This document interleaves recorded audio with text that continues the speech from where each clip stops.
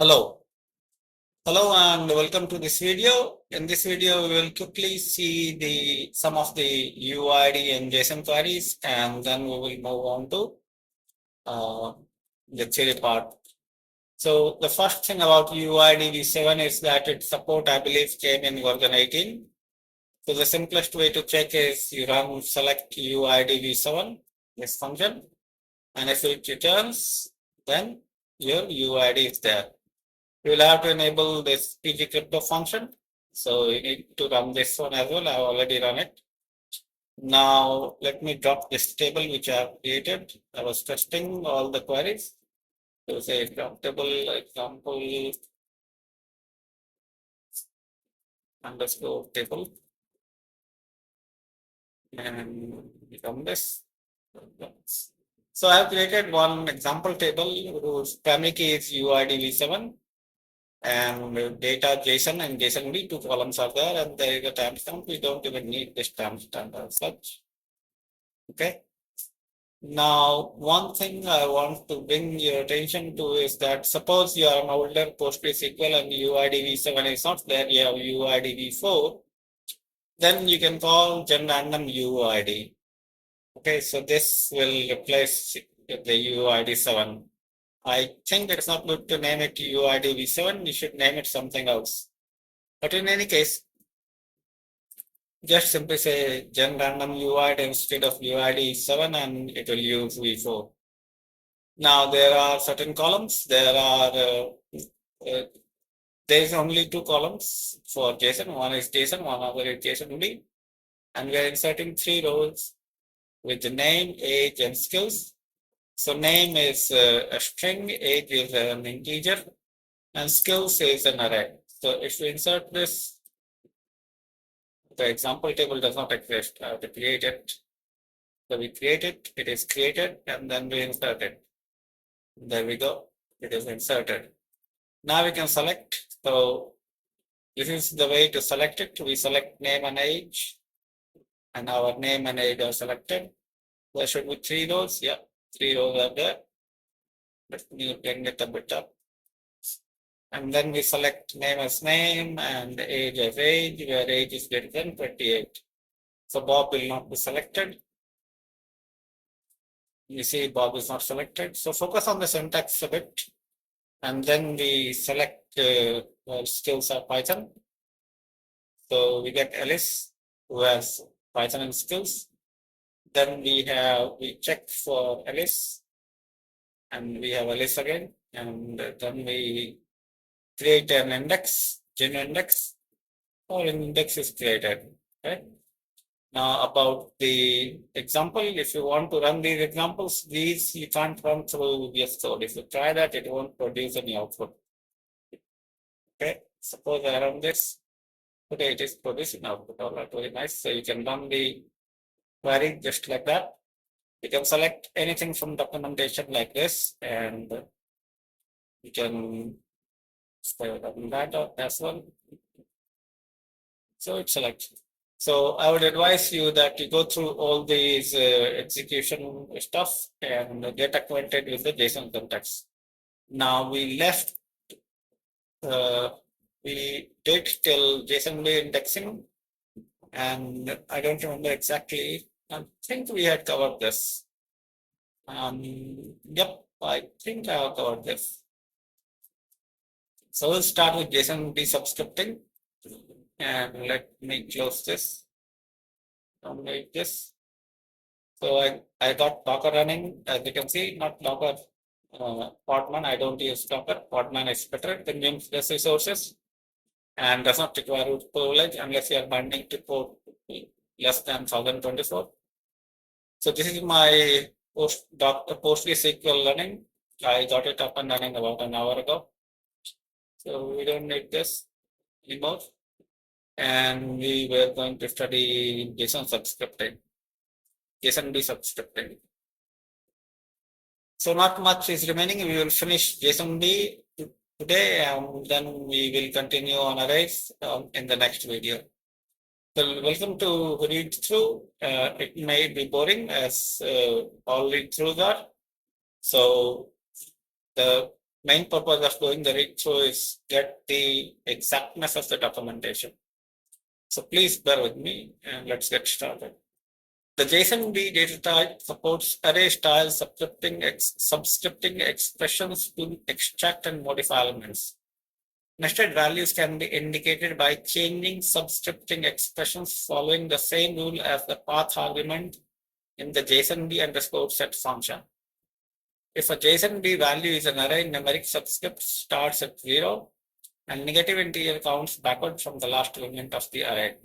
Slice expressions are not supported. The result of a subscripting expression is always of the JSONB data type. Update statements may use subscripting in the set clause to modify JSONB values. Subscript paths must be traversable for all affected values insofar as they exist. For instance, the path val A, B, C can be traversed all the way to C if every val A and val AB is an object. If any val A or val AB is not defined, it will be created as an empty object and filled as necessary. However, if any val itself or one of the intermediary values is defined as a non-object such as string number or JSONB null, traversal cannot proceed, so an error is raised and transaction aborted. So an example of JSONB syntax. So for example, if we have this object, okay, let's say we have this object where A is the key and 1 is the value, then we can select the A part of it, okay, and it will return as 1. More example is that by index we can select. So this is an array and we are selecting by index. We got 2. So let me show you this one. So for this one, I will use the table, our example table, example underscore table, and our JSONB field which we had was data JSONB, okay, data underscore JSONB, and we will use the key name and we will set it to what you call Alice1. I'm not very creative with name. Let's call it Monica, where data underscore JSONB, and we take the name and we say name was Alice. Okay. This should work if I have not made any mistake. And did it work? No, invalid input. Syntax for type JSON. Data JSONB and data JSONB as name. Date example table Monica where data JSONB name is. Okay. Let's first make a query whether this works or not. Select data underscore JSONB, and I think I get what my mistake was. We'll see in a bit. I think it's a code's mistake where data underscore JSONB name is equal to Alice.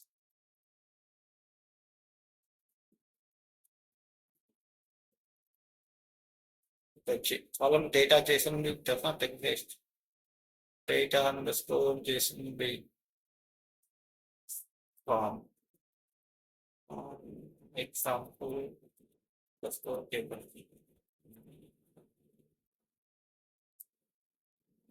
Valid input syntax for type JSON. So what we do is we make this double quoted strings. That is my doubt. And we run this. column name does not exist. Data JSONB name does exist. Last try on this, we make this double quoted. I forgot SQL does. Okay, this is going in by territory. Let's select this. Okay, data JSONB name. We can't select, but we selected name, right? This should be single quotes.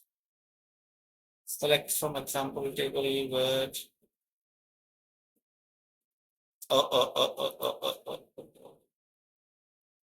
I think I'm getting there. I'm not used to writing JSON queries. So we need to give it like this.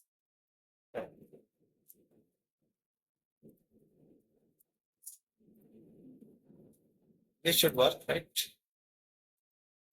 Select.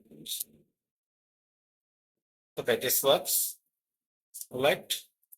Now we say that where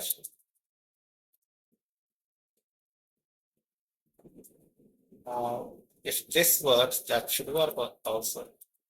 So we were setting this like this, single quotes, all single quotes. Data JSON we put single quotes.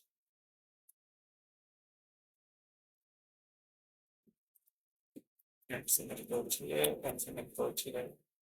We run this invalid input syntax for type JSON.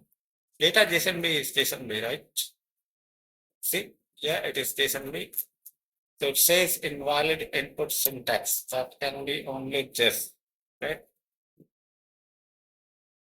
So what we do is we put this like this, and we got a list. Okay. So now we update this. Okay. Update example table, and we call set data JSONB, and it should accept our name. Okay, is equal to list1. This should work. No, it does not take it. Update table name set JSON field key. So there is something we are making mistake. Key is name, and we are giving it the name. Update must be of type JSONB type as well. Value must be the assigned value must be of type JSONB. Okay, let's mark it JSONB, and we run this. It still says invalid input syntax. Okay, I'll figure this. So let's go through the Postgres one. This one is not working out. I'm not very proficient in JSON queries because I don't do this. Similarly, you can run this and see whether this works or not. Okay, so the keys should exist and keys were existing, but it was not working. Okay, so we go and leave this. JSONB assignment via subscripting handles a few edge cases differently from JSONB set. When a source JSONB value is null, assignment via subscripting will proceed as if it was an empty JSON value of the type object or array implied by the subscript key. So we have update table set JSON field A is equal to 1. Okay, let's try this again. Let's see if it works. So we have this, and we set example underscore table, and our JSON field is data underscore JSONB, and our key is name, and we set without anything else. Let's see if this works. Okay, this will be problematic. It won't let me click yes. Let me quickly go through the Docker one and see if this works. There is a UI bug in that which won't allow me to run the query. Clicking it doesn't help. So let's quickly increase the font size and we run this and we go to Postgres and we run PSQL and we connect to example table.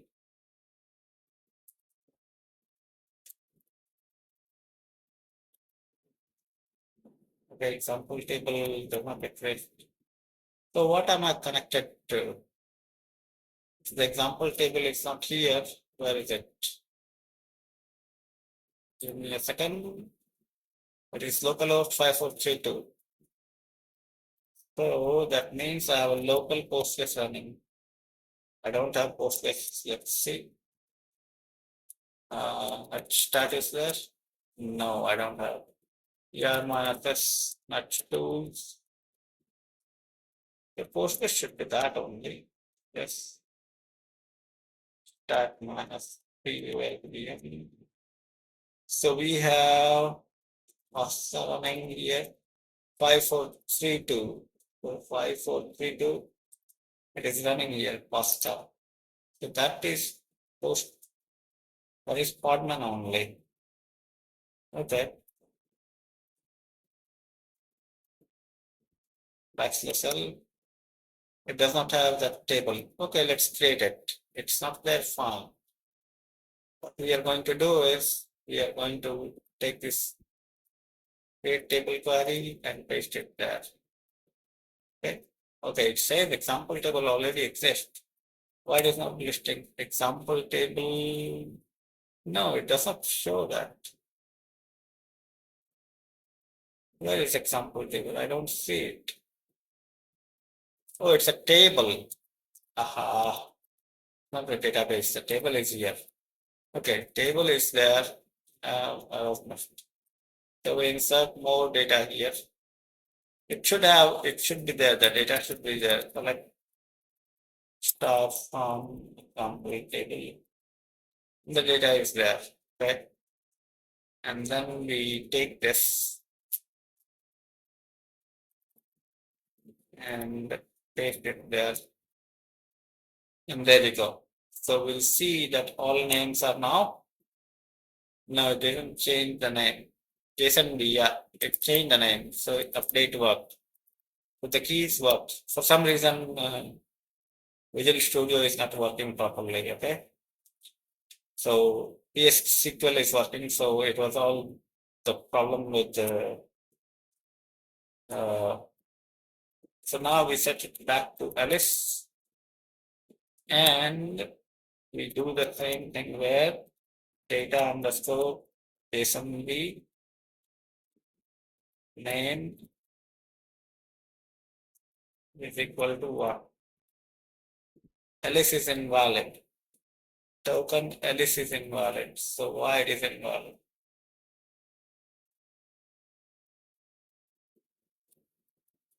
Should I give it within double quotes? No.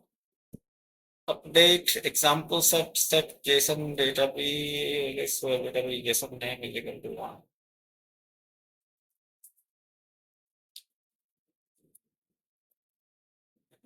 Column Alice does not exist.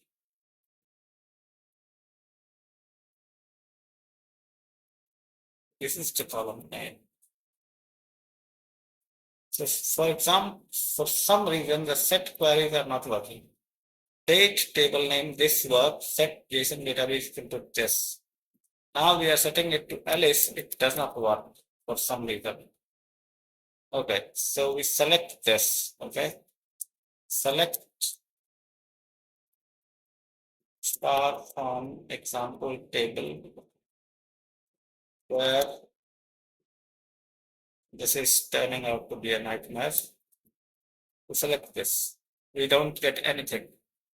Okay. So we select everything.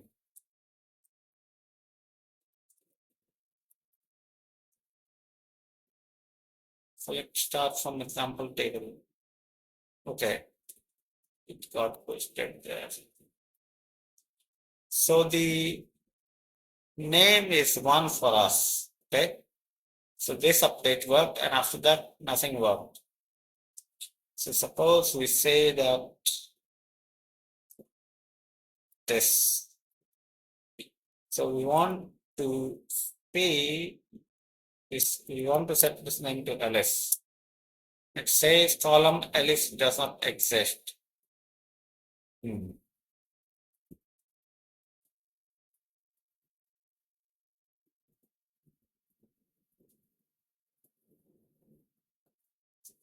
Okay, let's read the documentation. Filter records using where clause since the result of subscripting is JSONB. The value we compare it against must also be JSONB. The double quotes make the value also okay, double quotes within single quotes. Okay, there you go. That was the trick. Okay, the double quotes should be within single quotes. So let's see this. Select star from table name. All the columns have become ls. So that is why you need to read the documentation. All right. Because if you miss this, you are never going to get it working. All right. And that is why we read the documentation. Okay. So eventually I failed, my logic failed and documentation passed or succeeded. All right. So if an index is specified for an array containing too few elements, null elements will be appended until the index is reachable and the value can be set. A JSONB value will accept assignments to non-existing subscript paths as long as last existing element to be traversed is an object or array as implied by the corresponding subscript. The element indicated by the last subscript in the path is not traversed and may be anything. Nested array and object structure will be created and in the former case null padded as specified by the subscript paths until the assigned value can be placed. So now we look at transforms. Additional extensions are available that implement transforms for the JSONB type for different procedural languages. So we are not concerned with language details right now. We will not be programming in Python or Perl for now. So when we will do the actual real SQL stuff, we will look at these. JSON path type. The JSON path type remains support for the SQL JSON path language in PostgreSQL to efficiently query JSON data. It provides a binary representation of the path SQL or JSON path expression that specifies the items to be retrieved by the path engine from the JSON data for further processing with the SQL JSON query functions. Semantics of SQL JSON path predicates and operators generally for SQL at the same time to provide a natural way of working with JSON data. SQL with JSON path syntax uses some JavaScript convention. Dot is used for number access. Square brackets are used for array access. Arrays are zero relative, unlike regular SQL standards that start from 1. Numeric literals in SQL or JSON path expressions follow JavaScript rules, which are different from both SQL and JSON in some minor details. For example, SQL JSON path allows 0.1 and 1 dot, which are invalid in JSON. Non-decimal integer literals and underscore separators are supported. For example, these in SQL JSON path and in JavaScript, but not in SQL proper, there must not be an underscore separated directly after the radix prefix. And SQL JSON path expression is typically written in a SQL query as a SQL character string literal, so it must not be included in single quotes. Now, see, this is something we can miss, okay? And any single quotes desired within the same value must be doubled. Some forms of path expression require string literals within them. These embedded string literals follow JavaScript ECMAScript conventions. They must be surrounded by double quotes and backslash escapes may be used within them to represent otherwise hard to type characters. In particular, the way to write a double quote within a single quote string literal is backslash double quote, and to write a backslash itself, you must write double backslash. Other special backslash sequences include those recognized in JavaScript string. Backslash B, backslash F, this is backspace, this is form field, new line, carriage return, and tab, and vertical tab for various ASCII control characters.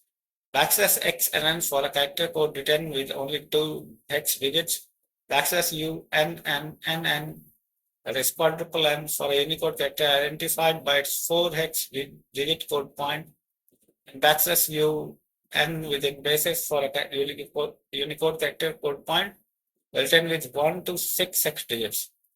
A path expression consists of sequence of path elements which can be any of the following: path literals of JSON primitive types Unicode text, numeric value, true, false, or null. Path variables listed in this table, access operators listed in 8.25, JSON path operators and methods listed in chapter 9, parentheses which can be used to provide filter expressions or define the order of path evaluation. For details on using JSON path expression with SQL JSON query function, see section 9.16.2. So the variable is $, the variable representing the JSON value being queried. $varname is a named variable. Its value can be set by the parameter vars of several JSON processing elements. So we'll see this more when we have studied section 9, chapter 9. Without reading chapter 9, this is of no use to us. Okay, so we'll discuss this again when we have gone through chapter 9, and I'll finish chapter 9 after that, this one. The next topic is arrays, and I'll stop here. Arrays should take us 2 days, and then we have composite types and range types, and several other types are there. So within few days, we should be able to finish this. There are roughly 27 pages more. So 3-4 videos should cover it. So I hope you have enjoyed this video and my epic failure because I did not know. So I hope that you are enjoying this playlist and finding it useful and informative. So I'll see you in the next video. One update is that I plan to make PostgreSQL videos on daily basis. Within 1 week, I should be able to churn one video every day, because I'm stuck with something else. There is some work I'm doing and I'm not getting time. So as soon as that work is finished, I'll record one PostgreSQL video every day instead of 5 days. I'm running several playlists. 2 are of maths, one is C++, another is Rust, JavaScript, PostgreSQL, and Python. So all in all, 7 playlists are running.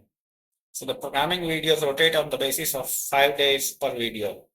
But I intend to record PostgreSQL every day so that we can finish the documentation quickly, because functions is roughly 220 pages. If we read 4-5 pages every day, then even then it should take us more than a month. Okay, that is why I'm going to put this at high priority. So thanks a lot for watching the video. I'll see you in the next one.